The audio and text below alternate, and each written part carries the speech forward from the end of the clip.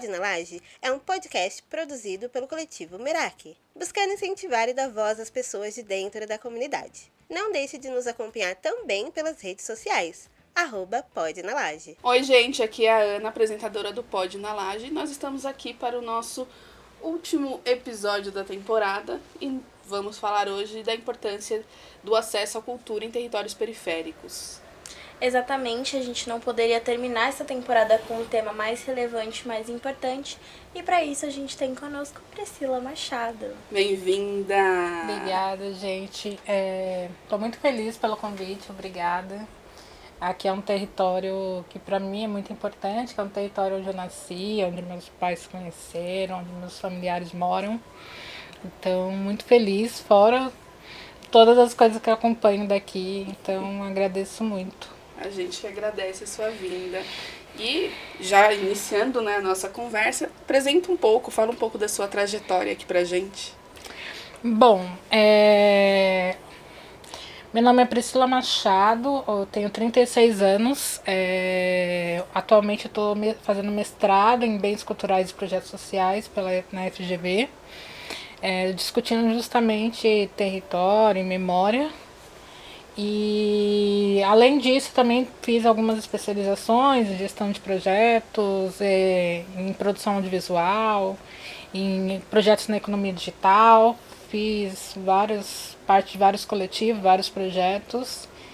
Trabalhei um bom tempo, 6 anos e pouco, na Secretaria Municipal de Cultura, tanto coordenando a Casa de Cultura São Mateus por 1 ano e pouco, e depois fui para a coordenação.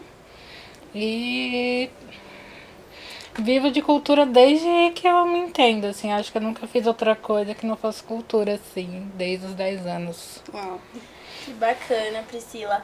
E assim, dentro dessa sua jornada, onde você passou por diversos lugares, você fez diversas coisas, conta pra gente aqui qual foi o momento de maior impacto social, assim, da sua carreira. Aquele momento que você olha pra trás e fala, tá, foi aqui.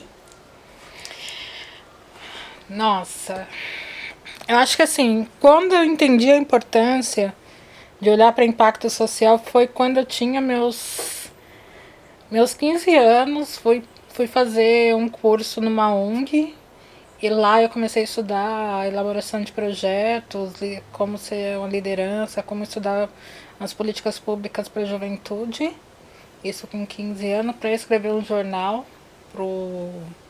uma linguagem de jovem para jovem naquela época, e comecei para o bairro, principalmente para os jovens, isso no território de São Mateus, e frequentar as secretarias, entender, naquela época ainda tinha uma secretaria de juventude, que hoje não tem, né? Frequentar, entender o que eram essas reuniões, o que era política pública, que eu não fazia ideia, então fui observar muito, aprendi muito com pessoal das ONGs que tinham um fórum de criança e adolescente. Eu com 15 anos fui lá participar para entender. Então meu fascínio começou por ali. E aí eu fui estudando várias outras coisas, aí dei uma pausa nisso quando fui estudar no Instituto Criar, com 17 anos. E aí depois saí do Criar e fui trabalhar no Museu da Imagem do Som, que é o equipamento também do Estado, que fiquei lá por 7 anos e meio, acompanhei também todas as coisas na Secretaria de Estado da Cultura, fui trabalhar ali no Território da Luz depois, então acho que a minha jornada inteira, assim, na verdade, eu fui vivenciando, até que, por um acaso, em 2013, eu fui convidada a voltar para o Fórum de Cultura de São Mateus para ajudar a discutir as pautas que tinham, principalmente a implantação de casas de cultura, o funcionamento efetivo. E me envolvi muito, participei do bloco de casas de cultura e com isso, quando eu me vi, eu estava ali na discussão das políticas públicas lutando por isso. E fui fazer parte do conselho gestor das casas, discuti bastante com a Secretaria de Cultura. E me vi dentro do serviço público, algo que eu nunca imaginei, nunca almejei, mas eu falei, se é para fazer mudança, se daqui a gente já conseguir ao máximo, então eu acho que tem que entrar para dentro do serviço para entender como funciona, para tentar fazer uma mudança efetiva e impactar os territórios, assim. Então, Priscila, você trouxe pra gente uma visão do poder público diretamente voltado para a cultura, e a gente vem batendo nessa tecla em relação ao poder público desde o primeiro episódio sobre a dificuldade de acesso mesmo, a dificuldade de uma comunicação para o poder público entender o que se passa dentro das periferias e como o acesso à cultura aqui dentro não está sendo tão fácil, está sendo de certa forma até mesmo negligenciado. Então eu queria... Então eu queria que você trouxesse a sua vivência como uma pessoa que já trabalhou em polos culturais públicos, etc., desse acesso mesmo, tanto do acesso direto ao poder público, quanto o retorno do poder público para dentro das periferias, principalmente voltado para o setor cultural.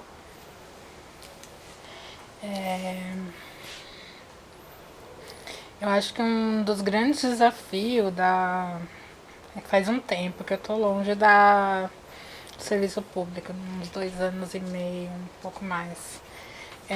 Eu acho que um dos grandes desafios que eu entendo como fundamental é que é importante que as pessoas que toquem as políticas públicas para a periferia são pessoas que vivenciaram os desafios.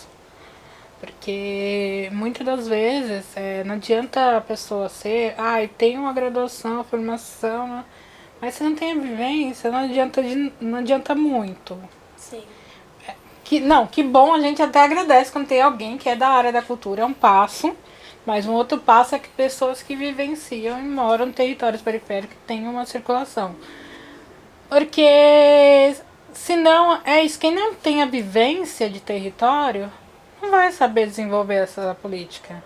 Não vai entender como conversar, o que é a demanda, como o desenvolvimento, ela não conhece, né?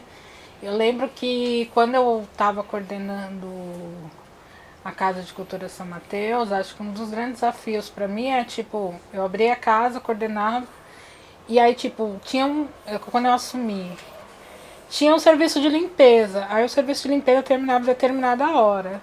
Eu falei, mas gente, como que vai ficar as outras pessoas que têm atividade no final do dia? Né? A Casa de Cultura fechava às 4 da tarde. Eu falei assim, pra quem que é essa...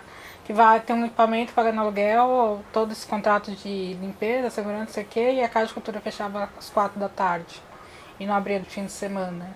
Uma das primeiras coisas que eu falei, vamos abrir agora direto...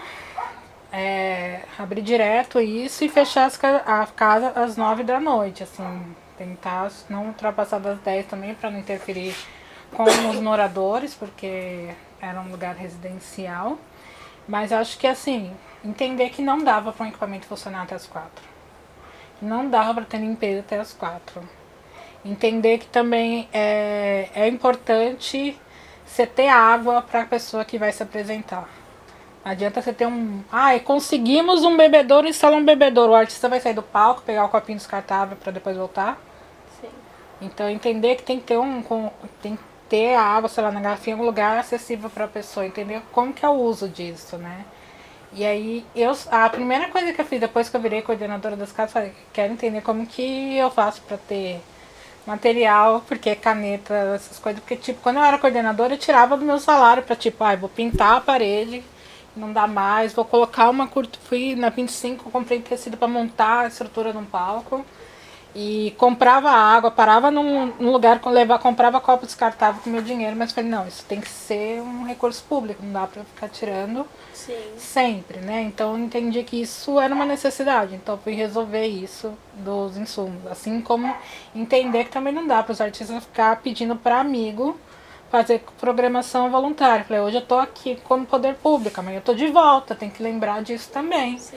E que as pessoas que estão ali também contam com isso, né? Então, vai ser bom pra você fazer essa apresentação, divulgando seu portfólio, tá? E aí? E todo o trabalho que você tem? O tempo, né? O tempo, o desenvolvimento, as contas continuam vindo, né? Então tem que pagar, tem que entender que é um artista. Sim. Valorizar, né? Valorizar. Porque eu acho que essa questão da cultura, que vem muito... A gente já tem vários debates sobre isso, mas a cultura, aqui em São Paulo especificamente, ela dependendo da situação, ela se torna muito elitizada. onde o artista que é valorizado são os artistas que já são famosos, que já tá na mídia, que já tem um cachê muito grande, e os artistas que estão ou iniciando, ou que às vezes já tem uma trajetória super bacana dentro do território, ele não é valorizado. Sim. Né? E eu falo isso não só artistas que cantam ou que atuam, mas você tem o pessoal da dança. Você tem os artistas que atuam no setor de audiovisual, você tem os artistas que atuam como designer, Sim. com a parte de artes visuais, né? Que também engloba ali um pouco do designer, enfim. E essa questão que você traz da importância da manutenção do espaço e do artista que você está trazendo para ali, para aquele local, é importantíssimo. Sim. Né? E que você só consegue ter essa visão quando você tem essa vivência. Sim. Porque, tipo, você não entende que, por exemplo, para um artista que tá em cima de um palco atuando, ele vai ter 2 minutos para beber uma água e voltar pro palco se você não for um artista ou se você não tiver vendo isso de perto. Então, tem essa questão da vivência também que é extremamente importante. Então, Pri, falando dessa questão de políticas públicas e tal, tem uma questão também que é muito, que eu acho que também transpassa isso que tá falando, que também são os editais públicos. Quando ele é pensado, que nem tem, não sei se ainda tem, não sei, acho que tem, de casas de cultura, né, para fazer, enfim, fazer a gestão ou fazer a programação. Aí você tem o VAI, que é para trazer o acesso a território periférico e tal. Como que você vê esses editais que transpassam para que traga acesso aos territórios, por exemplo? Porque é uma política pública pensada partindo ali do princípio que para juventudes, né? Pegando ali o VAI, por exemplo. O VAI 1, ele traz essa premissa, né? De ser uma coisa voltada para artistas iniciantes, para juventudes, com recorte de periferia, né? Então, como que você vê esses editais públicos, assim, que transpassam, assim, pra gente? E se em algum momento conecta também com as casas, né?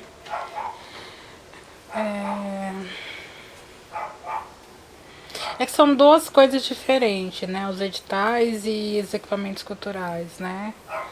Geralmente para os equipamentos culturais não tem essa coisa do edital, é uma contratação mais direta, acho que tem ali para oficina, né? Que eu acho que é importante lembrar que as casas, ela é um lugar importante para oficina. Muitas pessoas falam, tem muita programação de evento, mas tem muita programação de oficina, né? Tem um público ali que faz bastante. Dependendo de cada território, tem um público. Tem lugares que tem mais pessoas da terceira idade, tem lugares que tem mais criança, e aí é muito específico. Aí teria que entender ali, né? Tem que entender o território, acho que é isso. Experimentar, vivenciar, fazer pesquisa, entender quem é o público que vai acessar, pensar na comunicação, para quem é essa comunicação. A comunicação para equipamentos periféricos não dá para ser só as redes sociais, o público de rede social só não vai nos equipamentos, só é uma porcentagem muito específica, tem que pensar numa estratégia de comunicação, pensar como você forma público, né? Essa coisa de formar público é um ponto fundamental. E em questão de edital, acho que é uma outra pegada, mas é isso, assim, a gente sei lá, uns menos de 10 anos, o único edital que chegava nas periferias era o VAI, que a gente tinha só o VAI 1 até 2013 ou 14, depois veio o VAI 2, depois os movimentos culturais da cidade escreveram a lei do fomento à periferia, que é justamente isso, por exemplo, se eu tinha o VAI 1, eu só podia receber 2 vezes como proponente, e aí depois disso como ficam os coletivos, os projetos. Aí por isso nasce o VAI 2. Aí do VAI 2 também, e aí? Como que fica depois? Passou pelo VAI 2, como que fica isso? Quantidade de recurso, tempo. Então acho que eles são meio que escalas. Só que é isso, depois começou a ser as pessoas também ter acesso a outros editais que não chegavam, né? A edital da dança, por exemplo, nunca chegava na periferia. Acho que teve uma mudança significativa que hoje os grupos conseguem acessar, fomento à dança, fomento ao teatro, que não chegava na periferia de forma alguma.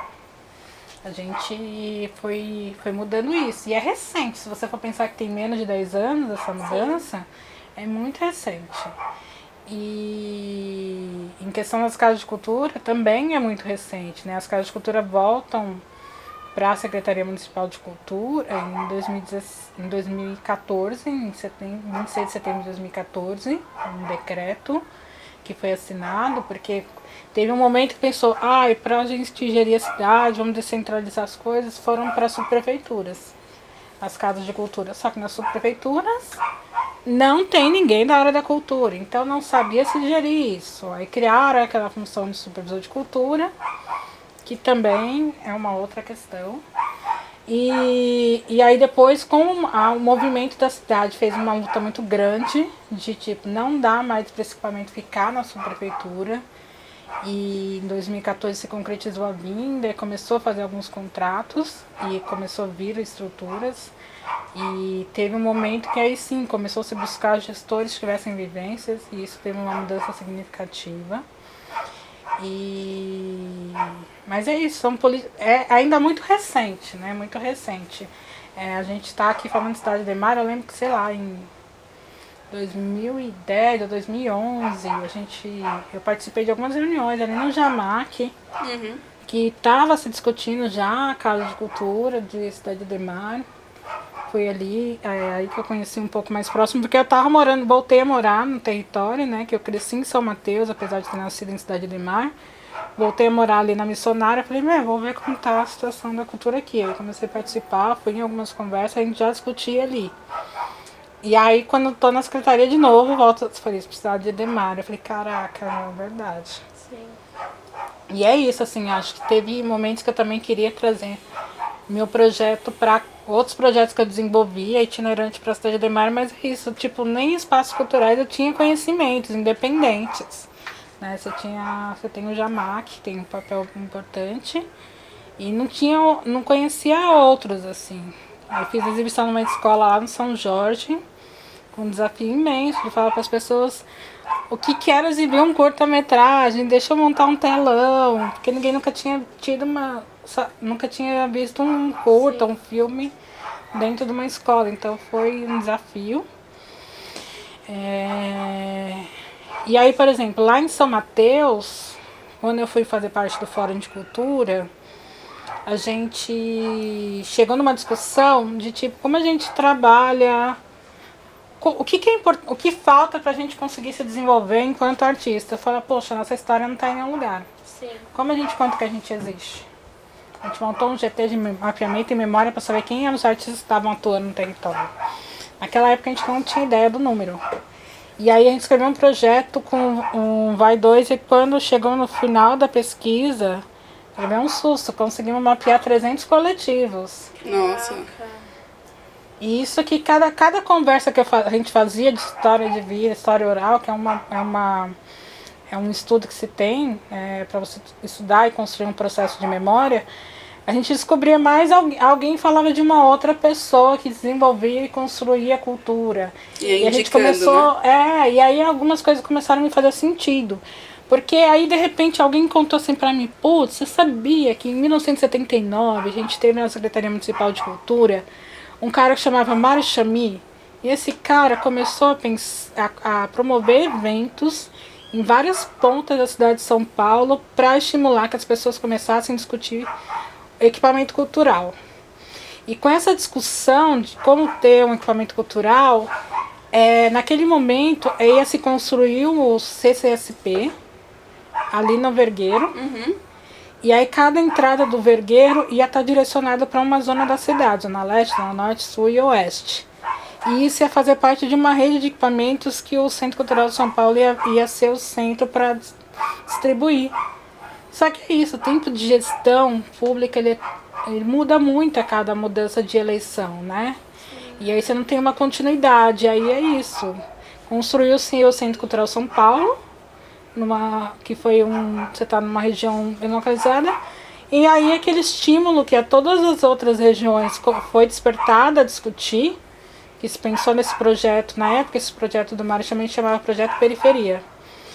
é que todo mundo ficou ali só no sonho e na vontade de ter um equipamento para poder se desenvolver, para poder apresentar, para poder aprender sobre as artes, aprender para poder reunir outros artistas e troca entre os agentes culturais, e ficou só no sonho, só o Centro Cultural se vingou assim, de fato. Entendi.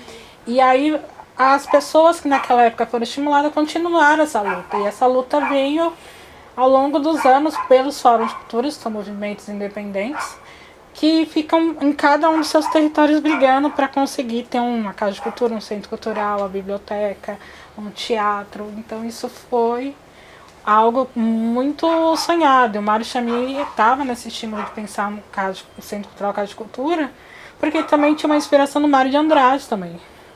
Então um outro cara que começou a discutir... Começou a ir para as periferias naquela época, e o Mário Chamie ficou isso, então chamava o projeto Periferia. E é isso, você olha assim, a programação de cinema, de audiovisual, nas principais praças da cidade, nesse projeto que existe. E aí depois começou-se vir a gestão da Erundina, com o projeto da Lei das Casas de Cultura, implementar a Casa de Cultura Butantã, Ipiranga. E todas as outras regiões também ficaram, não sei, se você for pesquisar a cidade de Ademar, também tem, provavelmente a idade que a gente tem de luta daqui, a mesma idade da Lei das Casas de Cultura. Porque todo mundo entendeu que ali era a oportunidade de ter esse equipamento, que é tão importante para o desenvolvimento dos territórios periféricos. Falei muito, né? Eu fui longe agora, até empolguei. Tá ótimo. Pessoal, como nos episódios anteriores a gente já avisou, é um podcast feito em uma laje, em um território periférico, então vocês vão escutar cachorro latindo, moto passando, o carro do ovo, música, enfim. São barulhos externos que a gente tenta reduzir, mas ainda assim existem e não tem muito o que fazer. Então é isso. Contamos com a sua compreensão. Pra ele deve estar muito bom. Vocês falando e o cachorro lá, au, au, au, au, diretamente no vizinho dele.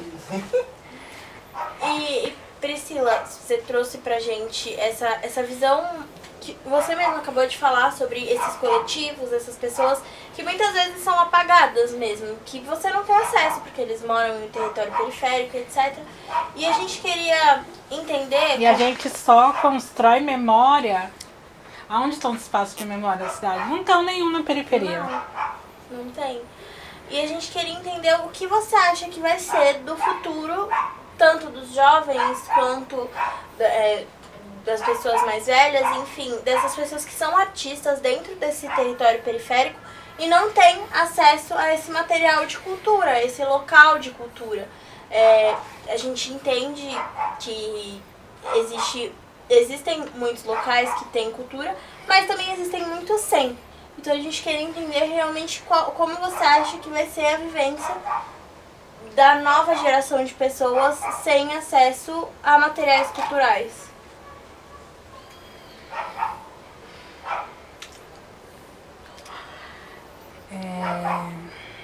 Deixa eu pensar. Eu acho que assim, tem uma coisa que que eu acho muito louca, é a gente sempre tem cultura. Sim. Sempre tem muita gente fazendo cultura.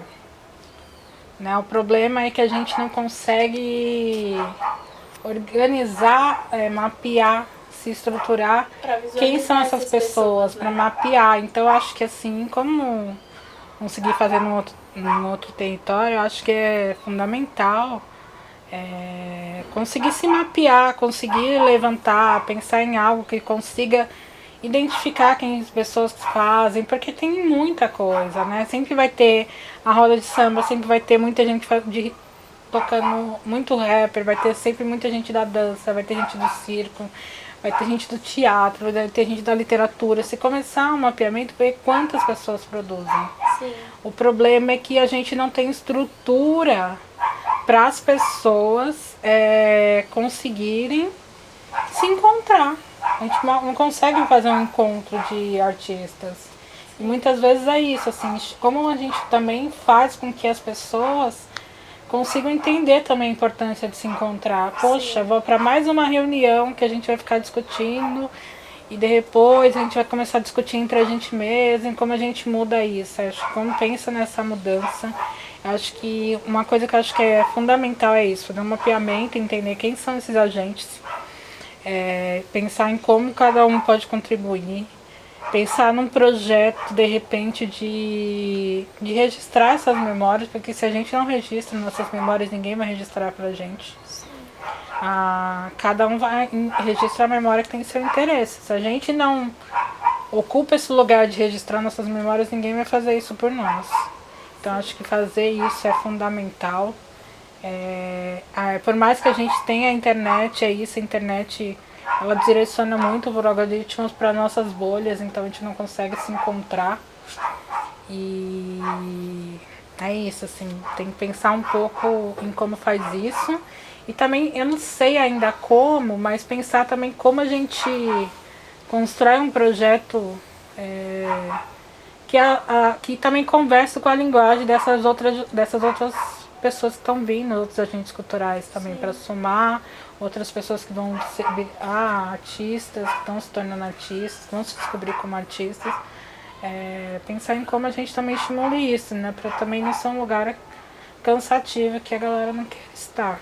Como constrói esses outros espaços, né? Ainda não sei essa resposta, mas acho que é algo que eu sempre fico refletindo, né? Como a gente pensa em criar esses espaços de diálogo, espaços de troca, de se entender e continuar afirmando que os territórios produzem muita coisa, muita cultura, fazer com que as pessoas no bairro entendam a importância das pessoas que fazem cultura no seu território. Acho que gostaria muito que a gente vivesse um futuro que as pessoas entendessem que não tem só cultura. Acho que isso faz muito, acho que quase 2 décadas de trabalho eu continuo falando disso.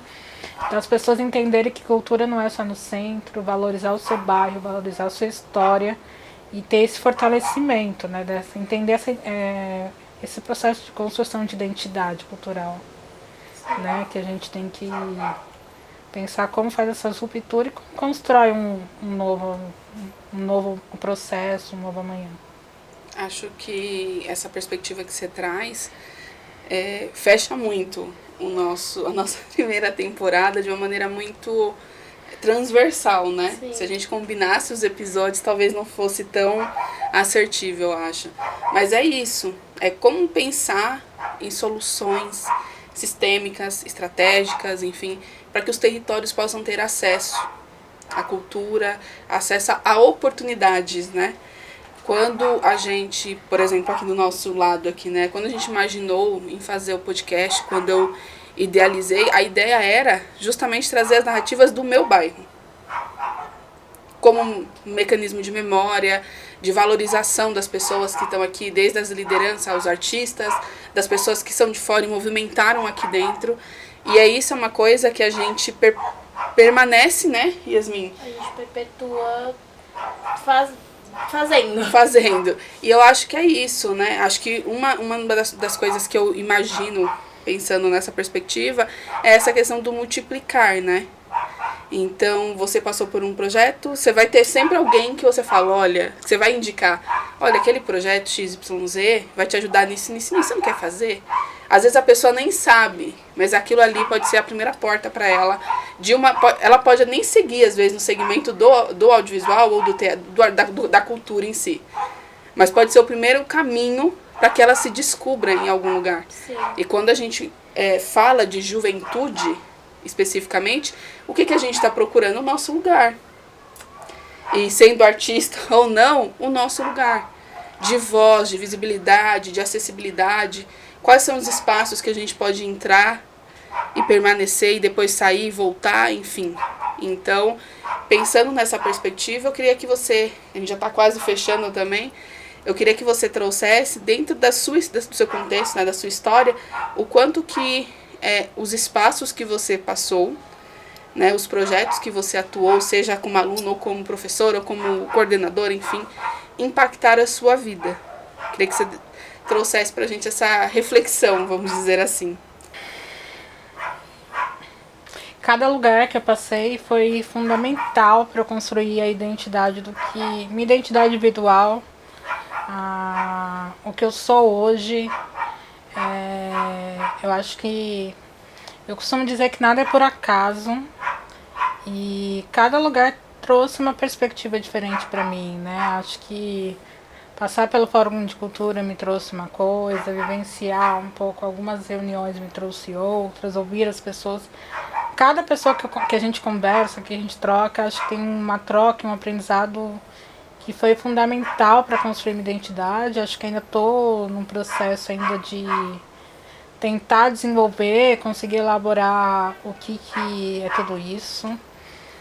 Tenho tentado trazer contribuições para as pessoas, para sempre trocar. Acho que uma das coisas é que o conhecimento só para mim não adianta de nada. Acho que é importante eu pensar em como levar isso para as pessoas. E a partir da vivência, né? Porque é isso, às vezes a gente acha, putz, será o que eu faço vai contribuir com outra pessoa? Pior que vai, porque muitas das vezes, a gente que tá fazendo coisa hoje, às vezes a gente também não tem tantas referências de pessoas pra falar, puta, tal pessoa viveu isso. Então acho que é importante a gente também pensar como a gente troca. Acho que eu reflito muito da importância de trocar, de falar da gente, né? Assim, de vocês também trazerem, por exemplo, o processo de como é esse projeto de memória, de construir esse projeto também, pensar em onde isso vai estar, como é fundamental, né? Às vezes a gente faz um projeto com uma perspectiva e ele acaba tomando uma outra proporção, assim, sem que a gente nem perceba, assim, você desenhou um projeto num lugar, putz, eu quero falar sobre isso aqui, aí você vai começando, você fala, putz, não vai dar, eu tenho que ampliar isso. Então, a minha reflexão é que cada lugar foi primordial, assim, na minha caminhada. Sim. E Priscila, a gente trouxe aqui um papo super bacana, um papo super legal, justamente desse acesso à cultura para pessoas periféricas, da disseminação cultural. E a gente queria que você deixasse um recado para o nosso público geral, assim, algo que você queira passar, tanto da sua vivência quanto dos seus trabalhos, algo que você queira realmente expressar para o público. Um recado que eu deixo para o público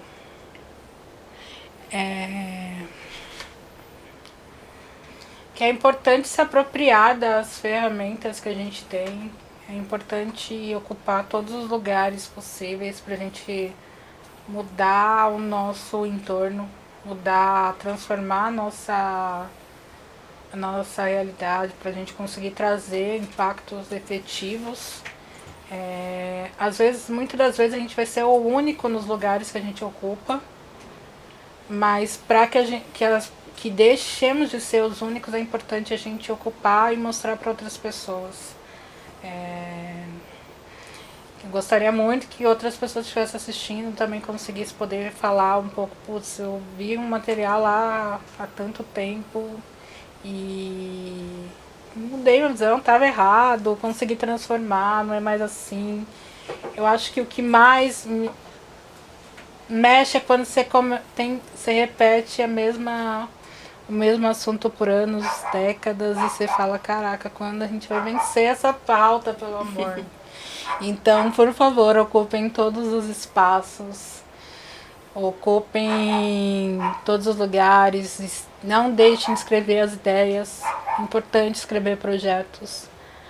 Quanto mais projetos se escrevam, principalmente aqui, falando desse território, é fundamental para dizer que a cultura acontece nesse território, se for um realizador que estiver assistindo.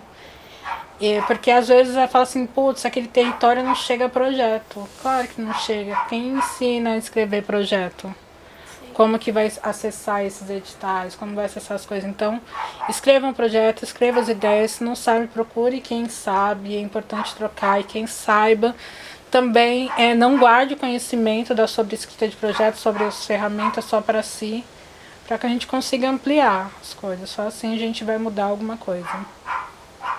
Perfeito. É isso, então, Priscila, a gente agradece muito a sua presença aqui no podcast.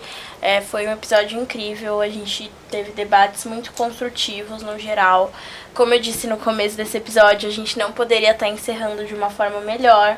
A gente agradece muito pela sua presença. Sim, a sua disponibilidade, a sua atenção e também de você poder compartilhar não só o seu tempo, mas a sua trajetória e as suas perspectivas com a gente, né? Espero que vocês tenham gostado aí e se quiser comentem aí com a gente, deixem suas impressões sobre, né? Não só sobre esse episódio, mas os outros também. É isso, gente. A gente agradece por vocês terem acompanhado a gente até agora. Como sempre, eu vou pedir pra vocês acompanharem a gente nas redes sociais, @podnalaje. Lá a gente posta um pouquinho dos bastidores, cortes e um pouco da nossa trajetória aqui. Vou pedir também pra vocês se inscreverem e curtirem esse vídeo, comentarem. E a gente tem também um canal no Spotify, onde a gente disponibiliza esses episódios em áudio. E aí você pode escutar. É isso. E obrigado, gente. Tchau, tchau. Tchau, tchau. O Pod na Laje é um podcast produzido pelo coletivo Meraki, buscando incentivar e dar voz às pessoas de dentro da comunidade. Não deixe de nos acompanhar também pelas redes sociais, @podnalaje. Convidada do dia, Priscila Machado. Apresentadoras, Ana Eurico e Yasmin Isidoro. Direção de arte, Daúde Melo. Direção de cena, David Braga. Visagismo, Matheus Gadelha. Assistente de set, Carla Dionísia. Mídias sociais, Carla Dionísia. Estagiária, Lu Eurico. Técnica de áudio, Luiz Henrique. Câmera, David Braga. Técnica de iluminação, Daúde Melo. Produção executiva, Ana Eurico. Roteirista, Yasmin Isidoro. Co-roteirista, Ana Eurico. Edição, Yasmin Isidoro. Locução, Ana Paula Pereira.